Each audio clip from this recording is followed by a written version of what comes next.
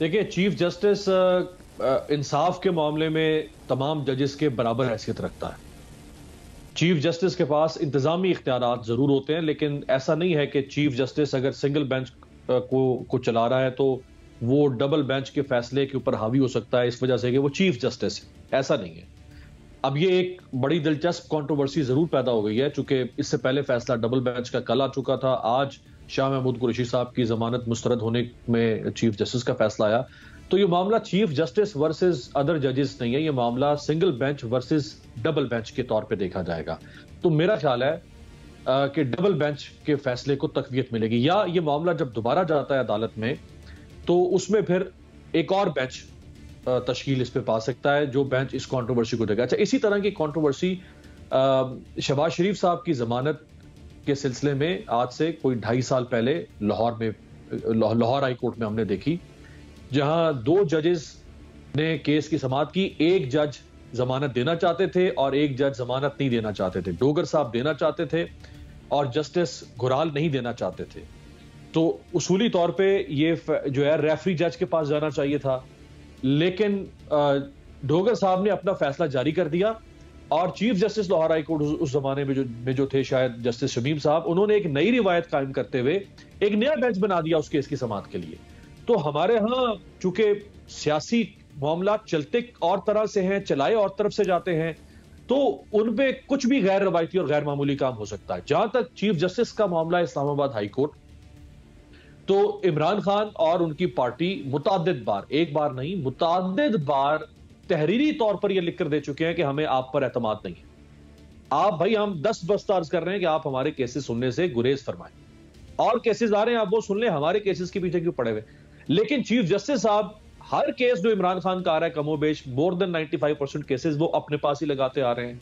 अच्छा, अब इसी उसूल को अगर हम दूसरी तरफ लेकर जाएं कि जब उमर अता बंदियाल साहब सुप्रीम कोर्ट में बैठे थे और वो बहुत सारे केसेस अपने खास बेंच में लगाते थे उस जमाने की पीडीएम हुकूमत के, तो पीडीएम हुकूमत और उसके हम ख्याल वकला और सहाफियों का एक बयानिया था कि भाई ये सारे केसेस इस हुकूमत के या नून लीग के या पीपल्स पार्टी के या फला फला ये उमर अता बंदियाली के पास क्यों लगते हैं। तो अगर वो उसूल उस वक्त ठीक था तो फिर इस उसूल को भी ठीक मानना पड़ेगा कि भाई ये सारे केसेस जब एक शख्स बार बार कह रहा है कि हमें आप पर एतमाद नहीं है, जो कि रिवायत भी रही है कि जब कह दे अगर एक फरीक के हमें जज पर एतबार नहीं है या एतमाद नहीं है, तो वो जज अमूमन अपने आप को उस बेंच से अलहदा कर लेते हैं। जैसा कि मंसूर अली शाह साहब ने अभी पिछले दिनों एक केस में अपने आप को अलहदा किया। तो ये बड़ा कंट्रोवर्शियल मामला चल रहा है इस्लामाबाद हाई कोर्ट में। ये तो बड़ी मामूली सी कंट्रोवर्सी है। इसके अलावा बेशुमार कंट्रोवर्सीज जो मौजूदा चीफ जस्टिस हैं आमिर फारूक साहब, मेरा ख्याल है इनका दौर जब लिखा जाएगा बतौर चीफ जस्टिस, इसको किसी भी सूरत में कुछ सुनहरे हरूफ में नहीं लिखा जाएगा। बिल्कुल वैसे ही जैसे साकिर निसार साहब के दौर लिखा गया, जैसे उमर अता बंदियाल साहब का दौर लिखा गया, जैसे इफ्तिखार चौधरी साहब का दौर लिखा गया, उसी से मिलता जुलता दौर जो है वो जस्टिस आमिर फारूक साहब का लिखा जाएगा। आमिर साहब, मैं रिस्पॉन्ड करूंगा लेकिन आपकी बात के बाद। वो तो आपने करना ही करना है मुझे। आप करें ना मुज़म्मिल, पहले आप अपनी बात करें and then I will come back. देखिए, मैं अमीर अब्बास साहब ने ना आधी मंतक बयान की, आधी बात। क्या उमर अता बंदियाल साहब ने केसेस सुनने बंद कर दिए थे? क्या जब उन पर एतराज़ किया गया था तो उन्होंने अपना और हम ख्याल बेंच में केसेस लगाने बंद कर दिए थे? देखिए, वो एक रिवायत डाल गए हैं कि आप पर एतराज़ भी हो तो आपने केस सुनना है, और आप पर एतराज़ भी हो तो आपने बेंच से नहीं उठना है।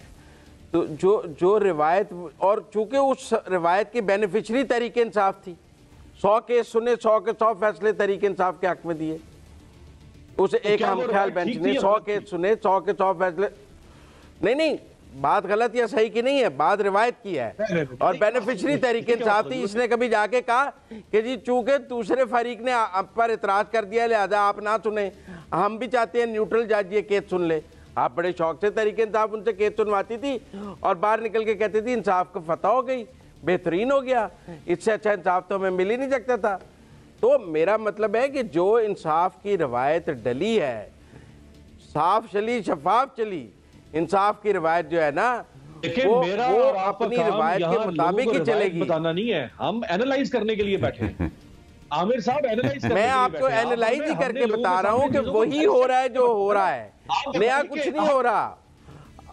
नहीं अमीर अब्बास साहब, मैं ये बता रहा हूँ कि तहरीक इंसाफ के साथ कोई ज्यादती, तहरीक इंसाफ के साथ या चेयरमैन तहरीक इंसाफ के साथ कोई ज्यादती नहीं हो रही। अच्छा, जो फल उन्होंने खाए हैं वही उनको खाने को मिल रहे हैं। ये जो टेस्ट उन्होंने लिया है, जिस किस्म का इंसाफ उन्होंने अपने मुखालफिन को दिया है, उस किस्म का इंसाफ ही उनको मिलना है। नया कहां से ले आएंगे भाई? जब वो मॉनिटरिंग जज लगा रहे थे तो आज 4 हफ्तों में फैसला क्यों ना हो? 2 हफ्तों में होना चाहिए। हाँ, 4 हफ्तों में क्यों होना चाहिए? 2 हफ्तों में होना चाहिए। मॉनिटरिंग जज भी लगना चाहिए इसके ऊपर। डे टू डे हेयरिंग होनी चाहिए, प्लीज, बल्कि संडे वाले दिन भी हेयरिंग होनी चाहिए।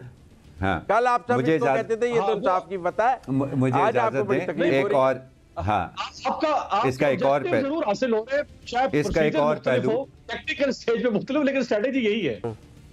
भला ये आप मर्जी तो नहीं है ना, आप जब मर्जी आइडियलिज्म की तरफ आ जाएं, जब मर्जी रियलिज्म की तरफ आ जाएं, जो चीज आपको सूट करे उसको दलील के तौर पर ले लें।